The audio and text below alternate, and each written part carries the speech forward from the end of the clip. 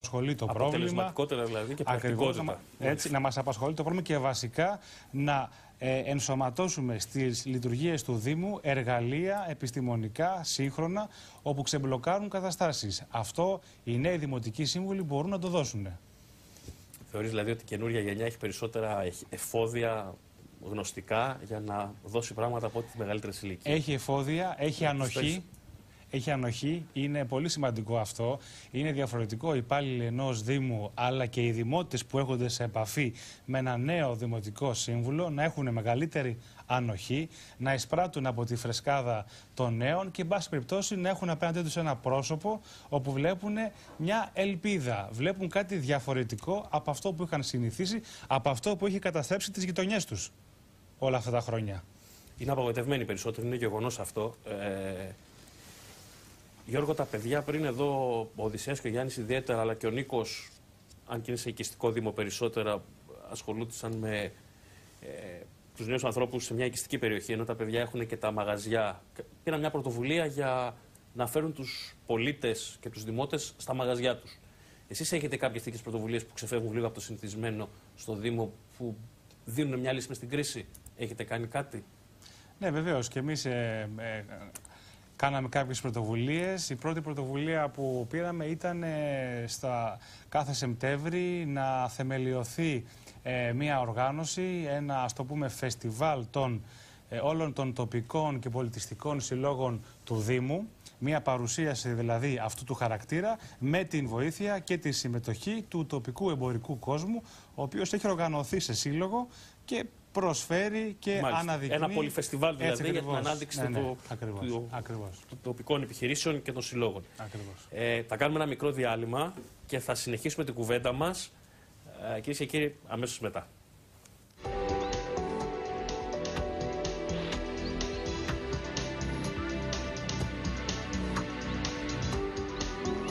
Παράξενες εποχές, παράξενες ώρες,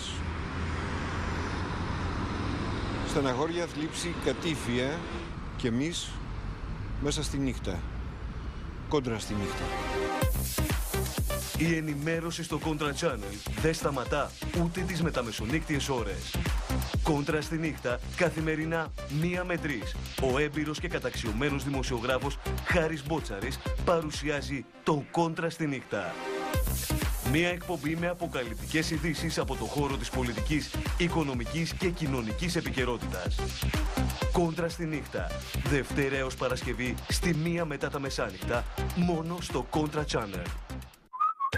Τριήμερο κεφιού στο Βερόπουλο με σούπερ προσφορές. Ελάτε για χαρτί κουζίνας Best Λευκό 800 γραμμάρια 1,99. Φέτα δοχείο Πίνδος Pop 5,90 το κιλό. Βόλιο τράχυλο με κόκαλο 6,95 το κιλό. Και ντομάτες ελληνικές 99 λεπτά το κιλό. Βερόπουλος. Βέρος Έλληνας.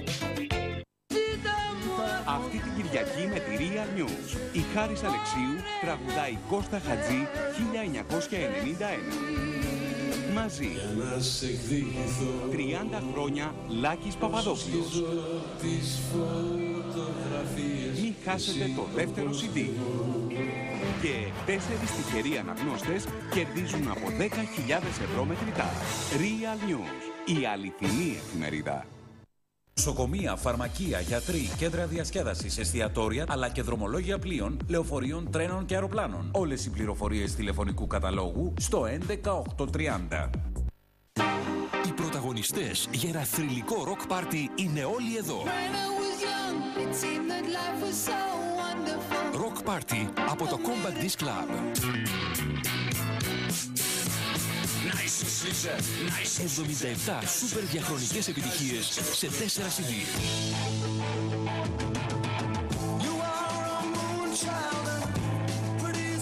Rock Party. Η πιο ολοκληρωμένη χορευτική ροκ συλλογή που έγινε ποτέ.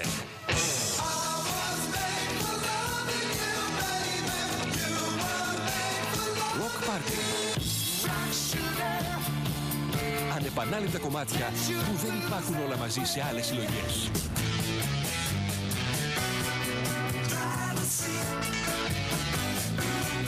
Με τη γνωστή ποιότητα του Compact Disc Club. αποκλειστικά στο 6888 888.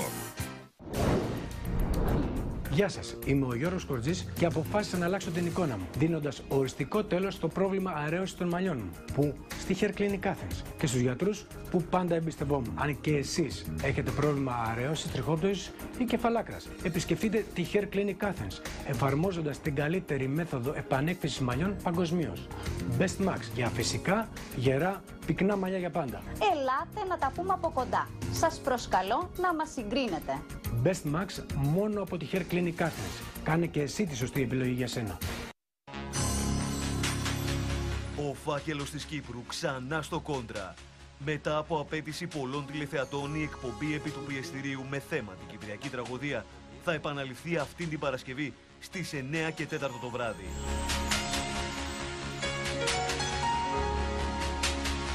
Δείτε ξανά άγνωστες πτυχές της τραγωδίας της Κύπρου και της εισβολής του Αττήλα μέσα από το πόρισμα ντοκουμέντο της Κυπριακής Βουλής για τον φάκελο της Κύπρου. Μιλούν δεκάδες πρωταγωνιστές της Κυπριακής τραγωδίας. Φέρτε μου νερό να ξεδιψάσω και μια πέτρα για να ξαποστάσω. Τι να θυμηθώ, τι να ξεχάσω από όσα πέρασα. Επί του πιεστηρίου. Εκτάκτος αυτή την Παρασκευή 27 Ιουλίου στις 9 και 4 το βράδυ με τον Μάκη Κουρί και τον Βασίλη Ταλαμάγκα μόνο στο Contra Channel.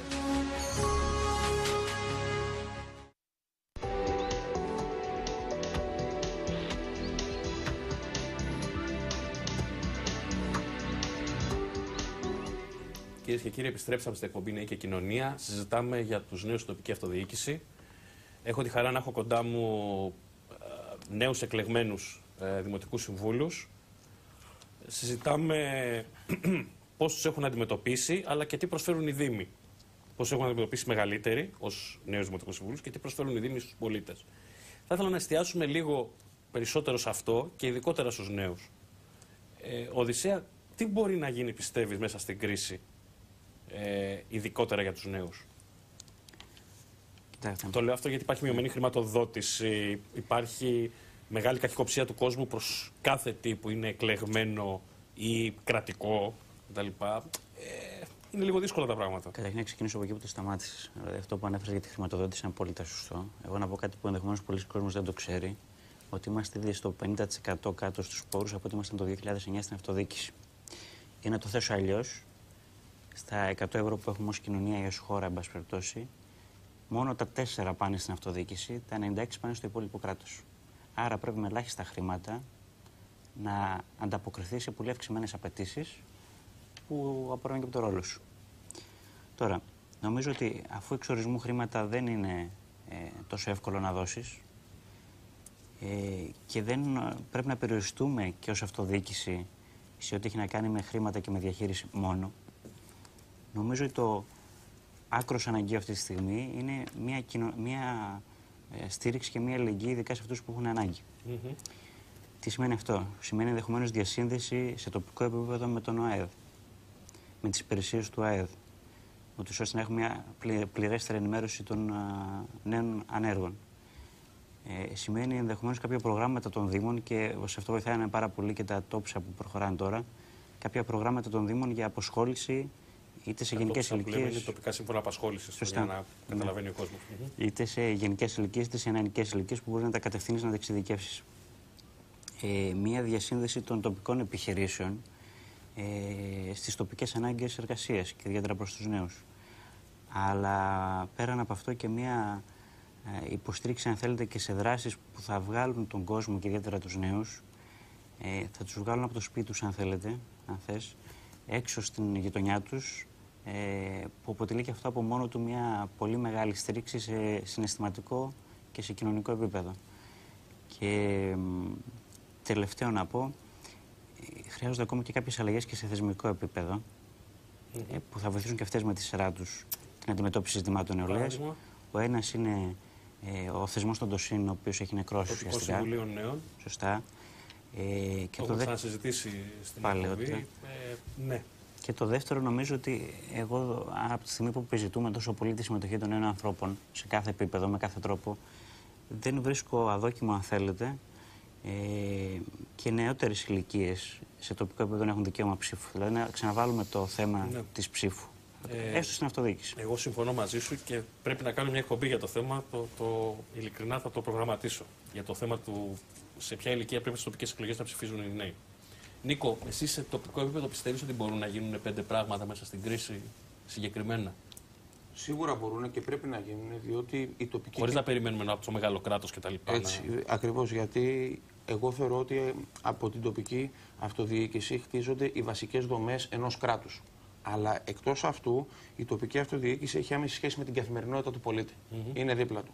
Συνεπώς μπορούν να γίνουν πράγματα και να γίνουν ενέργειες όπως έχουμε πραγματοποιήσει και στο δικό μας Δήμο. Κοινωνικό παντοπολείο, σταθερά και μειωμένα τέλη, έτσι ώστε να μην επιβαρύνονται οι δημότες, μειωμένα. Ναι, αλλά μειώνεται η χρηματοδότηση από το κράτος. Αν μειώνεις και τα τέλη, από πού θα έχει ο Δήμος λεφτά, ρωτάω.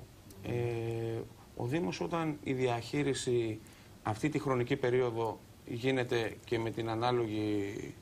Μαζεύεις τα έξοδα δηλαδή. Κατάσταση, για να κάνεις μείωση δαπανών, γιατί τώρα καλώς κακώς δεν μπορούμε να χαλάμε τα λεφτά που χαλάγαμε εν έτη 2007 και 2008. Πρέπει να προσανατολιστούμε σε άλλες κατευθύνσεις. Αλλά μπορείς και να βοηθήσεις και τους νέους μέσω αθλητικών προγραμμάτων, με μειωμένα προγράμματα από τους αθλητικούς οργανισμούς των Δήμων, της νεολαίας και άθλησης, με κάποια μειωμένα εισιτήρια σε διάφορες επιχειρήσεις της περιοχής, όπως είπαν και οι συνάδελφοι εδώ με τα διάφορα καφέ, είτε να κάνεις πρωτοβουλία όπως κάναμε εμείς την κάρτα του Δημότη.